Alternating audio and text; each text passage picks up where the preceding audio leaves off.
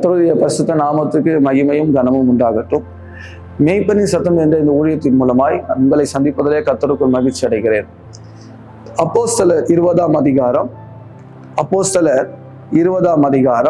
28வது வசனத்தை நான் உங்களுக்காக வாசிக்கிறேன்.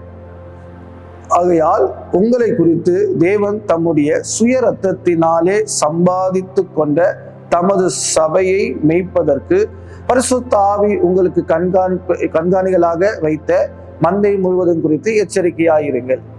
கர்த்தருடைய நாமத்துக்கு மகிமை உண்டாகட்டும். இந்த நான் வாசித்த வேத வசனத்திலே அதுல ஒரு குறிப்பிட்ட வார்த்தையை இன்றைக்கு நான் முக்கியப்படுத்த விரும்புகிறேன். அது என்ன என்று சொன்னால், தேவன் தம்முடைய சுய ரத்தத்தினால் சம்பாதித்த சபை.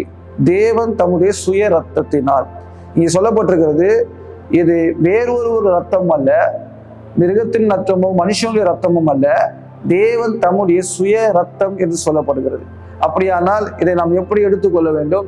இது தேவனுடைய ரத்தம், இது தேவனுடைய ரத்தம். அதை தான் எபேசியல அப்படியா எழுதப்பட்டிருக்கிறது. பிள்ளைகள் மாம்சத்தையும் இரத்தத்தையும் உடையவர்களாக இருந்தது போல அவரும் மாம்சத்தையும் இரத்தத்தையும் உடையவரானாராம்.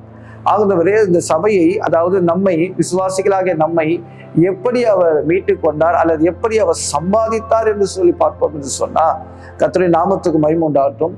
அவர் சுய ரத்தத்தினால் சம்பாதித்தாராம்.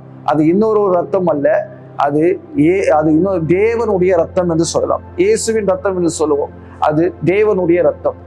மனுஷனுடைய ரத்தம் வேறு, தேவனுடைய ரத்தம் வேறு. வேதம் சொல்லுகிறது, மனுஷனுடைய ரத்தத்தில பிறக்கிறவனை குறித்து தாவீது தன்னுடைய வாழ்க்கையில அவன் சொல்லுகிறான், நான் துர்குணத்திலே உருவானேன், என் தாய் என்னை பாவத்திலே கர்ப்பம் தரித்தாள். அப்ப மனுஷனுடைய ரத்தம் எப்படிப்பட்டதா இருக்கிறதுனா, அந்த ரத்தத்தில குற்றம் உள்ளதா இருக்கிறது.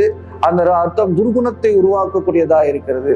நான் துர்குணத்திலே உருவானேன், என் தாய் என்னை பாவத்திலே கர்ப்பம் தரித்தாள்.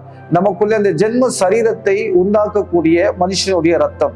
ஆனால் தேவனுடைய ரத்தம் என்பது ஜென்ம சரீரத்தை அல்ல, நமக்குள்ளே தேவ சாயலை உருவாக்கக்கூடியதா இருக்கிறது. ஆகவே நாம் இந்த நாளிலே ஒரு காரியத்தை அறிந்து கொள்வோம். நாம் அவர் ரத்தத்தாலே மீட்கப்பட்டிருக்கிறபடினாலே நமக்குள்ளே நாம் மனுஷ ரத்தத்தை அல்ல, நாம் துர்குணத்தை உடையவர்களாக அல்ல, நாம் தேவனுடைய ரத்தத்தை உடையவர்களாக தேவனுடைய சாயலை சிருஷ்டிக்கப்பட்டவர்கள் என்பதை நாம் விசுவாசிப்போம். கர்த்தர் நம்முடைய காரியங்களை நமக்குள்ளே ஒரு பெரிய மாறுதலை நம்முடைய சாயல்ல உண்டாக்குவார் என்பதை நாம் நம்புவோம். ஜெபம் பண்ணுவோம்.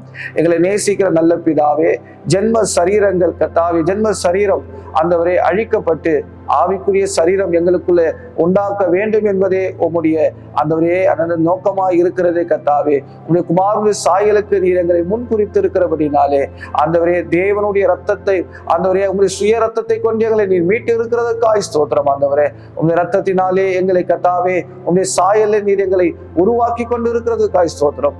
ஆசீர்வதியும். இயேசுவின் நாமத்தில் வேண்டிக் கொள்ளும் நல்ல பிதாவே, ஆமென்.